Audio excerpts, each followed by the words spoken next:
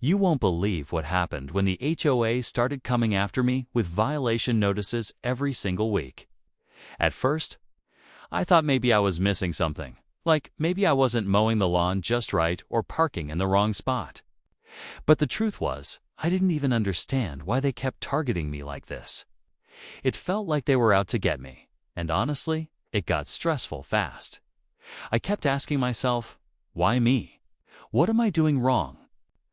The Homeowners Association office itself is just a few steps away from my property. Every time I saw their letters or heard the knocks on my door, I felt this mix of confusion and frustration. I mean, these violations ranged from silly little things to stuff that didn't make sense at all. It was like they were looking for any excuse to bother me. But here's where it gets crazy. What I didn't know at the time was that I actually own the land their entire office sits on. Yeah, the very spot where they're sending all those notices from belongs to me. It felt like a wild twist in a story I never expected to be part of. How does an HOA report the person who owns their own land? How did I not realize this sooner? And what does this mean for all those violation notices piling up? This is not just about petty disputes anymore. It's about property, control, and maybe even a bit of justice. In this video, I'll take you through everything, the back and forth with the HOA, the discovery of my land ownership, and the moments when things got real. But I'm telling you, the story doesn't end here. There's a lot more to uncover, and the next chapter might just change everything. Stick around because you won't want to miss what happens next. For years, I'd been living in this neighborhood, doing my best to keep things tidy and peaceful. I never thought much about the HOA beyond the occasional newsletter or the routine fees we all pay. But things started to shift when those violation notices began showing up more often. Sometimes for things I honestly didn't think were problems. Like one time, they said my garden was not up to community standards, even though I spent hours planting flowers and trimming bushes. Another time, they complained about the color of my front door, which hadn't changed in years. I tried to talk to the HOA board, hoping to clear things up. I went to meetings, sent emails, even called their office multiple times. But every conversation felt like hitting a wall. They were firm, almost robotic, repeating the same points without really listening. It was frustrating because I wasn't trying to cause trouble, just wanted to live without constant harassment. The real shock came when I was looking through some old property documents for something unrelated. That's when I stumbled across the deed and boundary maps, and my jaw dropped. The office building where the HOA operates, the one sending all those letters and showing up unannounced, I actually own the land beneath it. Somehow, this important fact wasn't on anyone's radar. Not even mine. Until then, this discovery opened a bunch of questions I wasn't ready to answer. How did the HOA set up their office on my property without my knowledge? Why hadn't anyone told me? Was this a simple oversight or something more? And if I own the land, what does that mean for all their rules and violation claims? It felt like I was stepping into a complicated mess, one where power, property, and control were tangled together. And just when I thought I might have a handle on things, more surprises started showing up. The story was far from over, and the next steps would test everything I thought I knew about my neighborhood down to myself.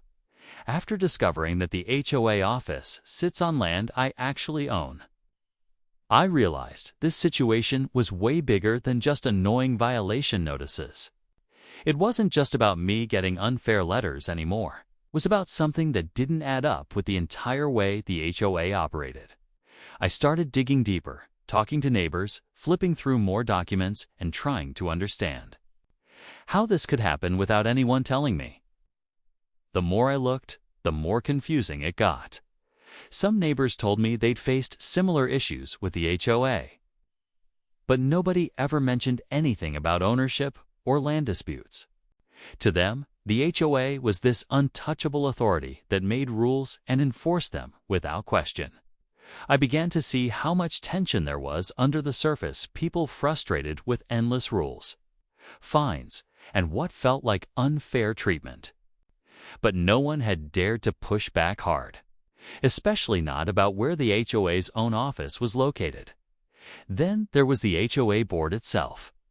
I found out some of the board members were longtime residents. Others seemed more like outsiders who showed up for meetings but kept things close to the chest.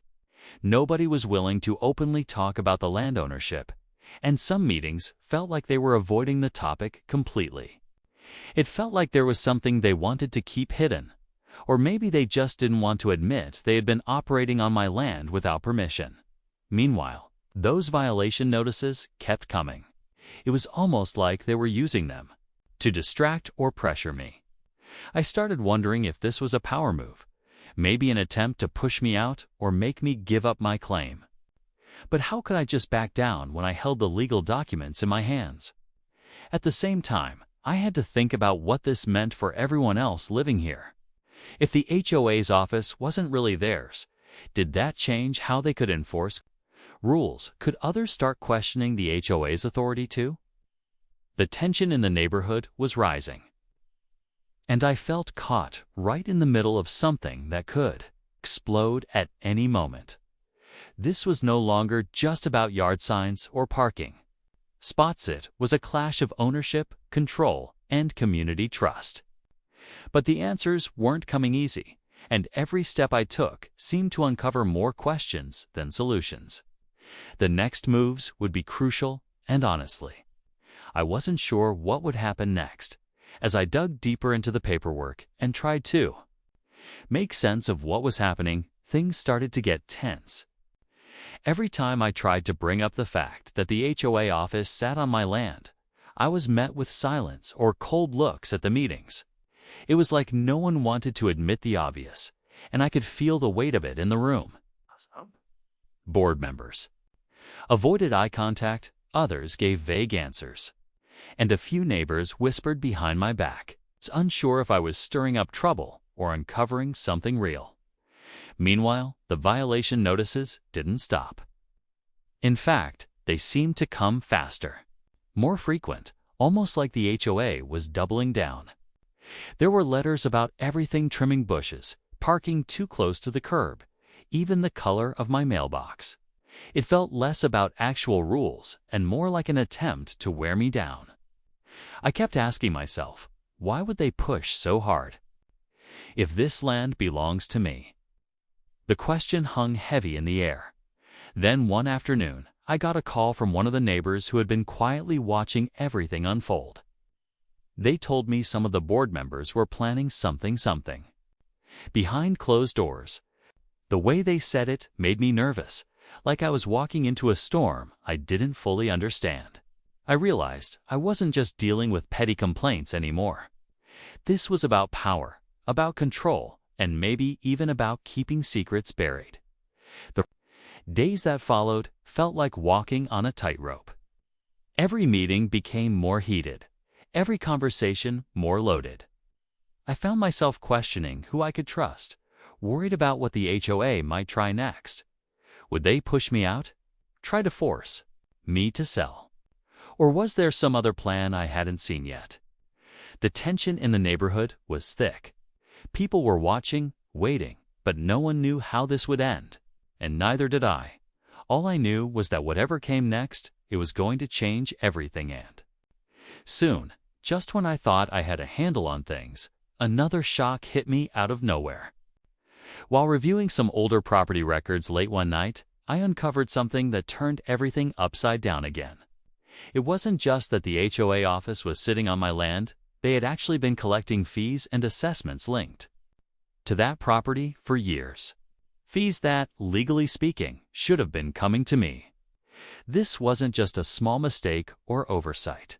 It felt like a major breach of trust. I tried to make sense of it, but the more I dug, the more tangled the situation became. It wasn't just about ownership anymore. It was about money, authority, and how far the HOA was willing to go to maintain control. If they had been profiting from land they didn't own, what else might they be hiding? And if I tried to push, Back, what kind of resistance would I face? The neighbors started to notice the growing tension too. Some of them came forward, quietly sharing stories of their own battles with the HOA fines for supposed violations that didn't exist, rules that seemed designed to confuse and frustrate rather than help the community. It became clear that this wasn't just my fight. It was something much bigger, affecting the entire neighborhood, as the HOA board held a special meeting to discuss community matters. I showed up with copies of the documents proving my ownership and the unpaid fees. The room went silent. I could see the panic in their eyes, but instead of admitting anything, they doubled down accusing me of trying to cause division, of stirring up drama. The conflict was no longer just about property lines or violation notices. It had become a battle over control, money, and trust. And as the board pushed back harder, I realized this fight was only getting started.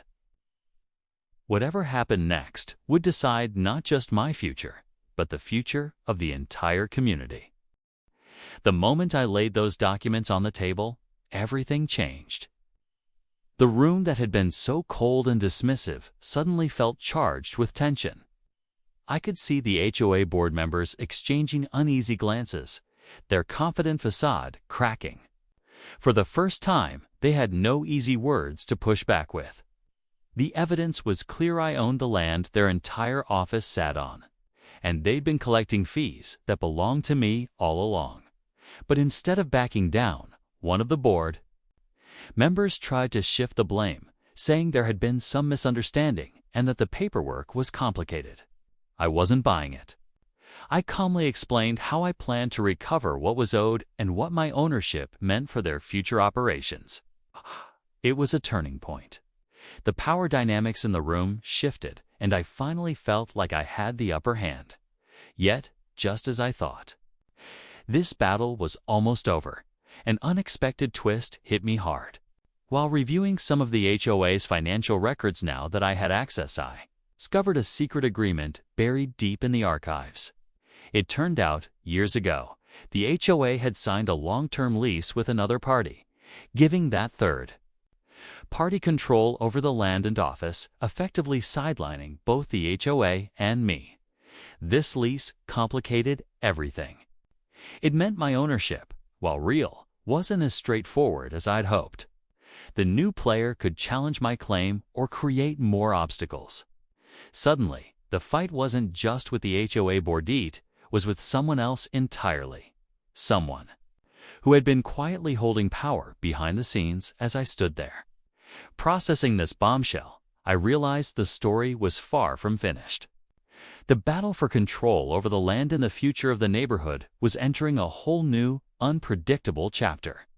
But one thing was certain: I wasn't backing down, and neither was the community watching all of this unfold. Facing the unexpected lease agreement felt like a punch to the gut, but it also sparked a new determination in me. I realized this wasn't just about land or violation notices anymore. It was about standing up for what's right and making sure the community's voice was heard. So I took a step back, gathered all the documents, and reached out to a property lawyer to understand my rights and the best way forward. With professional advice, I contacted the third party involved in the lease. To my surprise, they were open to discussion. It turned out they hadn't realized the full history of the land either, and were willing to work toward a solution that respected everyone's interests. Meanwhile, I kept the neighborhood informed, sharing updates and encouraging others to get involved.